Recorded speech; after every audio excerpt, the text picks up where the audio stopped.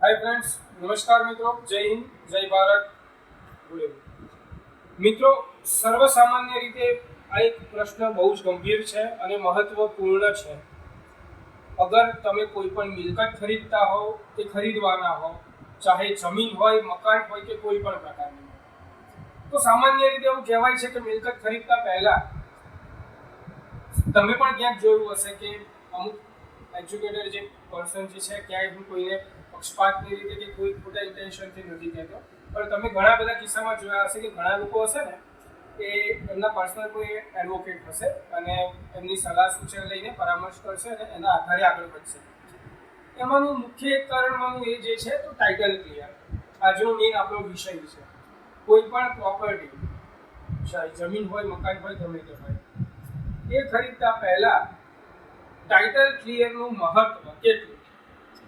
તો મિત્રો, title clear એ એવી વસ્તુ છે કે તમે જે પણ, ચાહે દુકાન લો છો, મકાન લો છો, ખેતી વિષયક જમીન લો છો કે ગમે તે લો છો, ટાઇટલ ક્લિયરનો મતલબ એવું કહી શકાય ઓલમોસ્ટ કે આજકાલ તમે ન્યૂઝપેપરમાં, છાપામાં તમે ઘણા બધા કિસ્સા વાંચ્યા હશે કે જ્યારે તમારા નામનું સામાન્ય રીતે જગ જાહેર વાત છે આ, કે ડાયરેક્ટ કોઈ દસ્તાવેજ કરતું નથી વ્યક્તિ. પહેલા ટોકનો થાય છે, ટોકન બાનાખત. તમને પણ ખબર હશે, મકાન હોય, દુકાન હોય કે જમીન હોય, પહેલા ટોકન થાય. કરોડ રૂપિયાની જમીન હોય એટલે 2-5 લાખ રૂપિયાનું ટોકન થાય, બાનાખત થાય. અને એ બાનાખત ક્યાંક એવું સાંભળવામાં આવે કે તમે જ્યારે સામેવાળો તમને દસ્તાવેજ નથી કરી આપતો, તમે ત્યારે તેની ઉપર શુલ્ક દાખલ કરો છો અથવા તો દસ્તાવેજ તમે કરવા માંગો છો, ત્યારે તમને એવું ખબર પડે છે કે તમારી પહેલા આ તમારા જેવું જ બાનાખત એ વ્યક્તિએ બીજા 4-5 લોકોને કરી આપ્યું હતું. ક્યાંક એ જમીન ઉપર બોજા બોલતા હોય, ઘણી બધી વસ્તુ હોય છે. સાહેબ, એકનું એક મકાનનો બાનાખત 5-5 લોકો જોડેથી બાના લેવાઈ જાય છે. એક દુકાન 4-4, 5-5 લોકો જોડેથી બાના લેવાઈ જાય છે. આવી ગંદી સમાજની અંદર કઠણમાં કઠણ, કરમની કઠિનાઈ કહો, જે પણ કહો, જે શબ્દ વાપરાય, પણ આ એકદમ માર્કેટની ગંદી સિચ્યુએશન છે. તો આ વસ્તુથી બચવા માટે પૈસા આપણા છે, જેને ખોટું કરવાનું છે, વેચનાર જે છે એને જેલમાં જવાની બીક નથી, પણ આપણા પૈસા એકવાર ફસાઈ જશે, નીકળવા ભારે છે આપણા માટે. ક્યાંક સામેવાળો હાથ ઊંચા કરી દેશે, સાહેબ મારી પાસે નથી રહ્યા પૈસા, મારાથી વપરાઈ ગયા, તો શું? તો મિત્રો, ઇન્વેસ્ટમેન્ટ કરતા પહેલા ટાઇટલ ક્લિયર મેળવવાનું એટલા માટે હોય છે કે સામાન્યતઃ રીતે એની અંદર ન્યૂઝપેપરની અંદર જે નોટિસ આપવામાં આવતી હોય છે અને ઘણા બધા ફેક્ટર્સ હોય છે.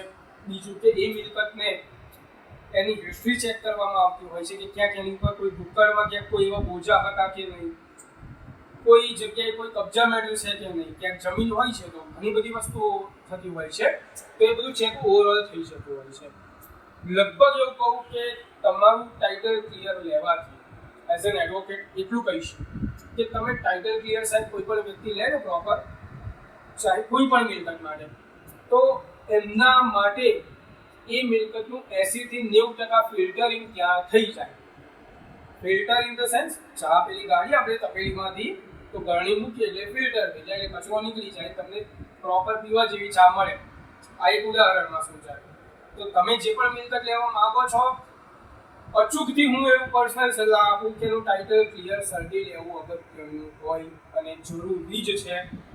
ભલે તમને ખબર છે પણ લઈ લો એ વધારે સારું, જેથી તમારી પાસે એક એવિડન્સ રહે છે, બરાબર.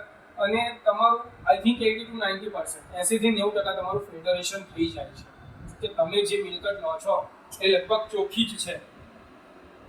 મહદઅંશે ક્યાંક એવી શક્યતા રહે છે કે તમારું ફિલ્ટરેશન થયા પછી ક્યાંક કોઈક જગ્યાએ કચાશ રહે. બાકી જમીનવાળા માટે હું એવું કહીશ કે ટાઇટલ ક્લિયર અને લેતા પહેલા DLRમાંથી અરજી કરીને પ્રોપર એની માપણી શીટ તૈયાર કરાવી દેવી સારી. એટલે ક્યાંક કોઈક જગ્યાએ કોઈ કપાતો હોય તો એની ખબર પડી જતી હોય છે. કેમ કે લીધા પછી છેતરાવું એ સૌથી મોટી મૂર્ખામી છે. કેમ કે સામેવાળાએ જે પણ પૈસા લીધા તમારી મહેનતના પૈસા છે મિત્રો.